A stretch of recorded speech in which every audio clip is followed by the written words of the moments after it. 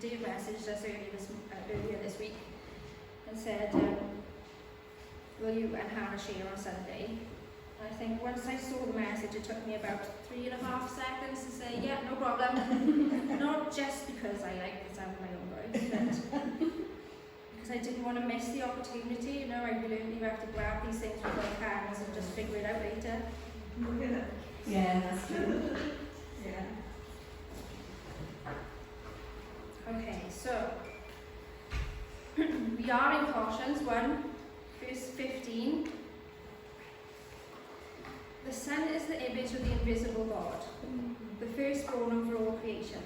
For in him all things were created, things in heaven and on earth, visible and invisible, whether thrones or powers or rulers or authorities, all things have been created through him and for him. That's right. So as I was reading through this word invisible stuck out to me. The invisible God, all things created for him in heaven and on earth, visible or invisible. And I guess we're just thinking about the Holy Spirit and how much happens in the invisible realm. Yeah. You know, the enemy is invisible as well. He comes through our jobs, he comes through our marriages, he comes through our physical health, our mental health, but we don't always see it come in. And as I was scrolling through social media this week, I came across a Stephen Furtick page, and I just caught one line. You know, when you're scrolling through social media and you catch a line and you think, oh, that's good, and you scroll back and you can't ever find it again. Yeah. So I just heard this one line, and he says, you cannot finish something in the flesh that you started in the spirit. Do you know what? I've lost count of how many times I have tried to finish something in the flesh on my own merit, through my own skills, my own ideas. And the same three things happen every time. First, I lose. Shocker. I mean, thank goodness and God gracious God. Second, I rob myself of the understanding and the wisdom that comes with finishing something in the spirit. When you go through something tough, the Holy Spirit doesn't just pick you up and carry you through it. He walks with you side by side, so that when you come out the other end, you've learned something that you can apply to the rest of your life.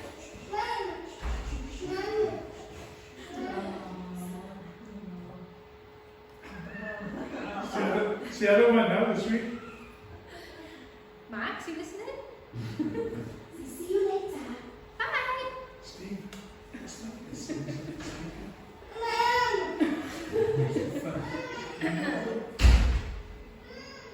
So third, most importantly, I rob God of the glory that's rightfully his when I finish something in the spirit. I need him. He is the only one that can take me through something and bring me out the other side better off than I was when I started. He is worthy of my glory. So Colossians 17 and 18.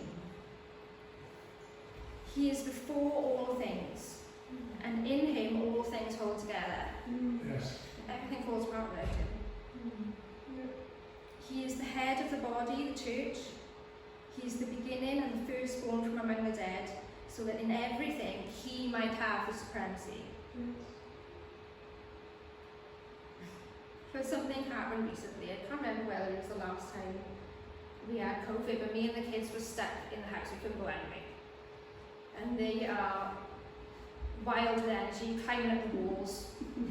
I'm about to lose my mind.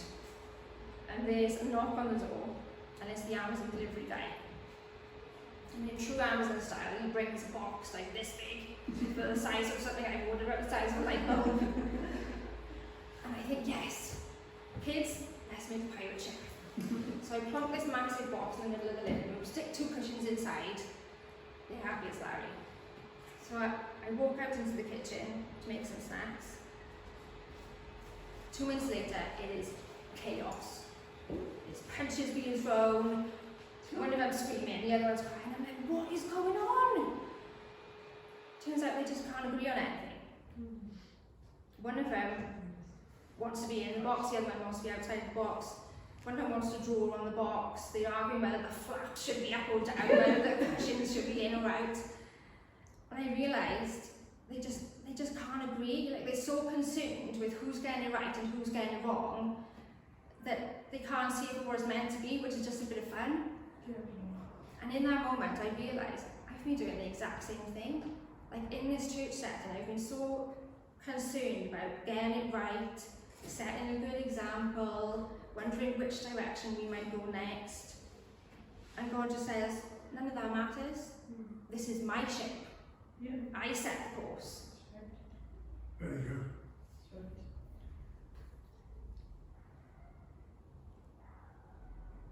So I was just thinking about this question. Why is it so important that we give God the glory? And I was listening to the Elevation worship songs, which I love them. And I came across one that I hadn't heard before called Same God. And they just answered the question perfectly. Why is it so important that we give God glory? Because he is the same God. He is the same God that he was when he told Noah to build the ark. He is the same God that he was when he told Moses to go and take my people out of Egypt. He is the same God that gave a young David the courage to go and defeat Goliath. He's the same God he was for Mary, for Esther, for Ruth. He's the same today for us as he was back then. And what's more, he will be the same God tomorrow as he is today. The same God for our children, our grandchildren, our great-grandchildren. They will feel the same love and security that we feel today. They will be able to go to him with any issues and know that he is a father there, loving them the same as he does right now with us. I don't know why I've rushed through that so much. I'm done. Oh, no, good job.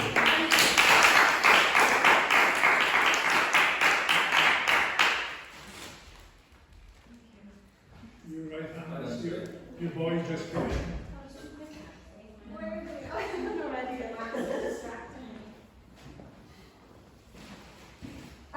I did this last night. I've got to say, is the door shut? What's happened to it?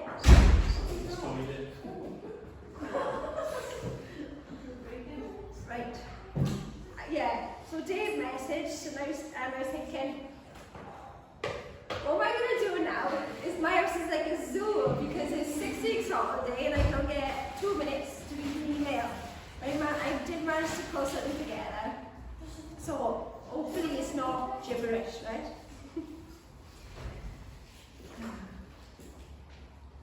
Okay, what Sarah was just saying as well. Colossians 1. Did you do verse 18? Yeah. You said you was doing 15, didn't you? Verse 18. You did start on 15, your supremacy. Verse 18 to 20. And he is the head of the body, the church. He is the beginning and the firstborn from among the dead, so that in everything he might have the supremacy. For God was pleased to have all his fullness dwell in him, and through him to reconcile to himself all things, whether things on earth or things in heaven, by making peace through his bloodshed on the cross. And I was just thinking about, do you know that God is just interested in every detail of our lives? Like, every detail.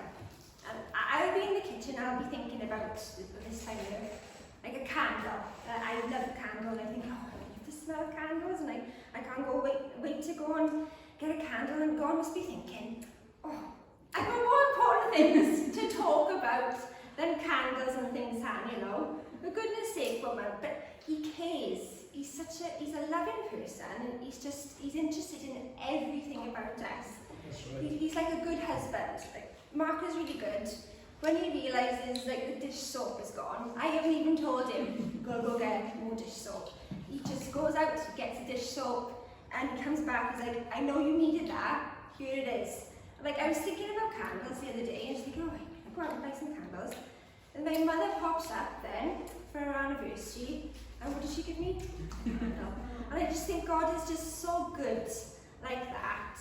And I was just thinking, he's just so amazing how he notices all the little details of our lives, really.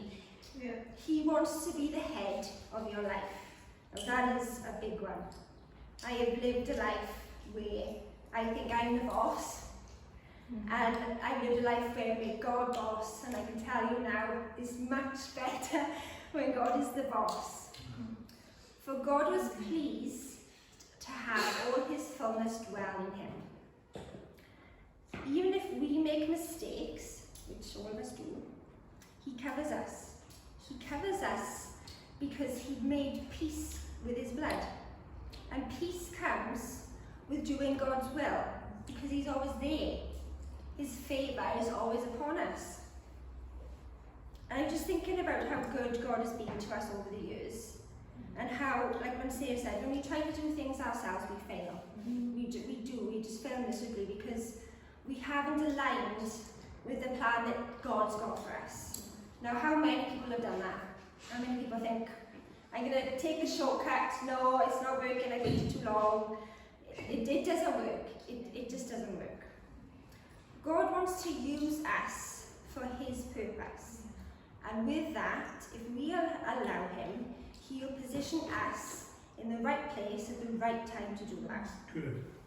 It's not about getting out to God all the good things we want for ourselves. It's about God working with us and through us for his will.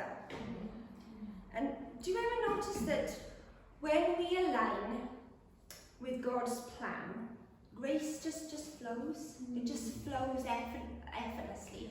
It really does. It's just, everything just pieces together, and it's just a piece, and the grace is just flowing. So I was just thinking about when me and Mark were looking for a house. We had 2 little kids. We had Ali and Alicia. And I was praying about it because we'd been living with his parents for a good 10 months, me and Mark. And that's hard. That's always hard. So I was thinking, right, I'm going to pray about this house. And God showed me a picture of a living room, but it had French doors leading out into a garden. And I was like adamant that God showed me this house, the living room looks like this. And I remember showing Mum, what do you think about this? She said, this is God, or I just made this up. And I shared it with Mark, and he said, no, we'll go for that. Well, we both agreed that it was from God, so that's what we looked for. We looked for a living room with French doors that led into a garden. Now, you might not think that this feature in this house, there's many of them about, but there's quite a lot actually. So we must have seen about 15 houses. And it was after each house visit we went on, you'd go back to his mum and dad's, and it was a bit of a running joke. They'd be like, oh, you don't like that one then, Han, what's wrong with it now? Because what would happen is I would go in there and I'd go in the living room and go, no, that's not the one that God showed me, no, thank you, Gerard. And this estate agent must have thought, what's wrong with this woman? Why is she so fussy? What's she looking for? And I was just holding on to the picture that God gave me of this living room, and until I knew, I saw it, I knew that was going to be the one. So when God gives you a word or shows you a picture, it's for a reason, and we might not understand. I didn't particularly need French doors in my living room, but that's the house God showed me. So I had a clear vision of what God showed me this room looked like. And I was going to wait, and I just had faith, and I just trusted God. Then we found it. We found the house, and it was just like the picture that God gave me. But it was huge. It was a really big house. And people were saying, oh, that's too big. You've got 2 kids. You don't need a house that big. And we had to really stand for it and say, no, this is the one that God's got for us. And it took a lot of faith for that, and not caving in and saying, no, I'll just go for the little house down the street, it's cheaper. We don't want to miss out on what God's got in store for us because we run out of patience. So we took this big house with these French doors in the living room, and we had so many happy years there. But in that house, God did really amazing things. We started our businesses. We grew our family without the worry of having enough space. We were able to have lots of family and friends around. We were able to just sow into people's lives there because they could come in and we could say to the kids, go in the playroom and we could spend time with all the adults, and it was just fantastic. And it's just so easy to just get scared and say, no, that's too big, the rent is more than what we wanted to pay, that's probably more than what we need. And I think sometimes when you do that, you can limit yourself, and it's almost like living by a fear because you don't want to overstretch. But with God, you just got to believe it's for you, that when he gives it to you, he'll give it to you with more than enough, because that's his style. And he thought of things in that house that I would never have thought of. We had an office, we had a laundry room, which is great when you've got our kids. We also had a garage, which was fantastic for like chucking the boxes from Christmas morning in there. That was amazing. I just look back and I think God is just so involved in our lives. He's just so good. And I just think he thinks of everything always more than enough. We were quite ambitious in our 20s, but it was really good because we learned from God to think and to dream big, which is a scary thing really. But I love that he gave us the courage for that, because what he did there has led us to where we are now. So it's so important to hold on to the vision that God has for you, because he's got big plans for you. In Colossians 16 it says, we were made by God and for God. It's just so easy in this day and age to get distracted, especially with social media and keeping up with the Joneses or the Kardashians, like they say today. But you've got to remember that God's placed you where you are right now, where you need to be. You are not behind. The promises he got for you, it's not, oh, you missed it. You are not behind. You are where you need to be right now. As long as you keep him as the lead in your life, you are never behind. God just wants to bless you. He wants to provide for you. And as long as you are content in what you've got and you are thankful, he will trust you with more. So Colossians 2, verse 6 to 8. So then, just as you received Jesus Christ as Lord, continue to live your lives in him, rooted and built up in him, strengthened in the faith as you were taught, and overflowing with thankfulness. See it to that no one takes you captive through hollow and deceptive philosophy, which depends on human tradition and the elemental spiritual forces of this world, rather than on Christ. It's just don't forget that he has a purpose for you. In the right time and in the right season, he will lead you. He will work with you and through you for his purpose. So just like the house, we had faith, and he just never lets us down. So that's just what stuck out to me, is that it's just the most important thing. I think it's becoming a bit of a recurring theme here over the last couple of weeks about, it's so easy to just say, oh, you know what, I waited a long time to see your vision and it's just not happening, I'm just going to carry on and do it myself. It's so easy to do that. It's so easy to look at somebody else and think, oh, they're way ahead in front of me, and I know they're yet, or I'm just going to, try and pedal on myself. But God has just got just a bigger plan for you. He wants to give you not only this house that you wanted, but a laundry room, a garage, or all these extra things that are not going to make sense at that time, but in time and in years to come, that it really does. So I just wanted to encourage you all really with that. I'm going to leave it there. I'm just going to close with a prayer. So if you all just want to close your eyes a minute. I'm just going to pray over us all today now. Jesus, thank you for your faithfulness, and thank you for always looking out for us. Just for guiding us and listening to us, listening to our little chats about candles and kids and school and all these little things in our lives that are just important to you as they are to us. So Lord, help us to remember to be thankful for all that you've done for us and to always have faith in the promises you have for our lives.